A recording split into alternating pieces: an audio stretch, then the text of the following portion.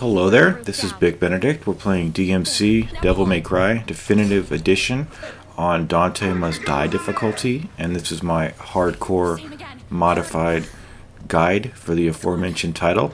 We have turbo mode on, and we're going through the we're going through the game sans items. So this is mission 12 of 20 total missions, and just like the soda factory where they had the virility mission and we were on our way to fight Succubus, there was a section somewhat like this when you were following Kat around and she was telling you where to go. Similar situation here, although this time you could interact with the spray painted things and hook the wall. And there's one point over here where one of the feds almost catches her and there's a close call, but you're given ample time to use the grappling hook of his. I'm not sure what it's called, but interesting chapter though, because all it is it's this part, and then it's I wouldn't call it, it's definitely not an endurance fight because it's broken by about 3 checkpoints, but I did not struggle on it whatsoever. The next chapter though, I've been playing it and there's actually a lot of hard fights in that one, so that will be a good chapter to watch, not only for aid, but you know, if you're struggling, I can help you, I can walk you through it. And it's going to be interesting because there's a lot of difficult fights. There's one fight, it's the first fight actually. It's a difficult one because there's a Dream Runner. It's right off the bat. Those guys are pretty tough to deal with. So I wasn't going to include this part, but like I said before in that other chapter in the virility factory, the soda, when they're producing the sodas, might as well do it because it's part of the game. So interestingly, also they took in all the cutscenes, they took Virgil's stupid fedora off. So I guess people thought it was really stupid and probably kind of gay looking. So we've got a butcher right here, and we have, you see the circular area in the middle, it's kind of a little lighter shaded orange than the rest of the platform. During one cutscene that will fall away, and there is a pair of rages that spawns at the very end, and you can actually use that because the enemies will run to Dante, but they won't, their AI doesn't account for them running around the circle, so you can exploit it. And it's kind of funny actually. So what we're going to be doing is just using the overdrive to deal damage to them from the other side, and it works really great. I've done it on every playthrough because when this is my 3rd run of the game. It's necessarily that way because you are required to unlock these difficulties one at a time. However, I just think that, I don't know, like when the God of War high definition game comes out in June or whatever, I really hope that you can just play on Chaos right out of the bat. And you know what they should do? They should also make this cutscene skippable for once in that game. It's just ridiculous. So the idea here is that we're trying to stave off all these enemies and prevent the arrest of Kat. So I didn't struggle at all here, and I don't think you will either, because there really aren't any hard enemies here.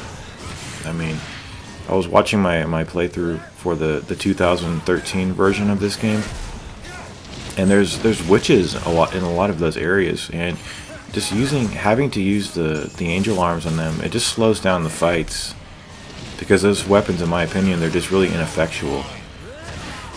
And I'll probably have a lot of people gainsaying what I just said right there, but that's my opinion, what I experienced so far in this game. So we have several of the Hell Knights, several of the Death Knights, and I really like Devil's Dalliance in the next chapter. It's just it's got good music. I like the audience member. They're all cut out, like cardboard cutouts, and it's got a nice vibe to it. So this is actually the point in the story where Virgil tosses you the shotgun as well, and it's a clear indication that you're supposed to use the shotgun for the those flame enemies who are not really a threat. But if you have a low-level gun, like the ebony and ivory, like these enemies right here, they give you a checkpoint. I think right over here, or if not here, then during one of these waves here. So this is I think this is a continuation of the next wave, and all we have is these Stygians here. And let's see if the floor is given away in the center, because the center cannot hold. Mere anarchy is loosed upon the world. That's a great poem. Remember when I was I think I was doing my nah, we won't get into those side tangents. Oh yeah, see how the knight over there to the right, he's getting stuck in the middle? We're gonna take advantage of that. But what I was gonna say was, I had a teacher that used to call poems. It was just really weird. But anyway, so what I was saying about the rages, of like this being my third playthrough, is that I got them stuck the first time when I was playing it, and I used it on my next playthrough, and I did it on this playthrough here, and every time the rages came out, they always got stuck on the other side. So I think it's a valid strategy, particularly if, for me, it works 3 times in a row. So the floor is given away. If you parry the Frost Knight's attack, oh, we do have a witch here. I can't tell you how crucial camera manipulation in this game is, and I do now think that the inability to control the camera sensitivity is a performance issue for this game. And it's, you know, a whole team of individuals just doesn't forget to have camera sensitivity, and that doesn't happen. So it's really sad, because I remember Devil May Cry 4 running at 60 frames per second, and if I'm not mistaken, that had camera sensitivity settings. That had more settings than this game has settings. Really fantastic games though. So we're gonna juggle this this chainsaw Stygian a bit, and there are 2 health pods over here too, as well. You can grab, and then we'll have the final wave, which should just be the rages, the blue and the red one, and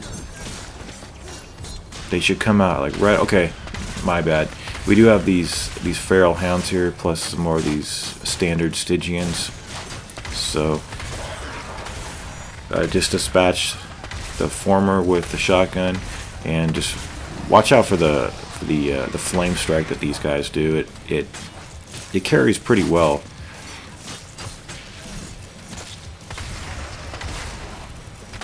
What else to say? Oh yeah, I did want to say, I was going to say this in another video, but then I got sidetracked. But give me your input about what you'd rather have next. Would you rather have a Virgil campaign on the hardest difficulty, which would require me to play the game like once first, but or would you rather I cover the Evil Within, so that, you know, there would be a little variation? I'm sorry, I can't have multiple projects running on this channel. I just don't have the time to do that. Or I don't like my attention divided like that either. But anyway, these enemies, they come right here, and as you can see, if you just stay right here, you can throw the drive at them.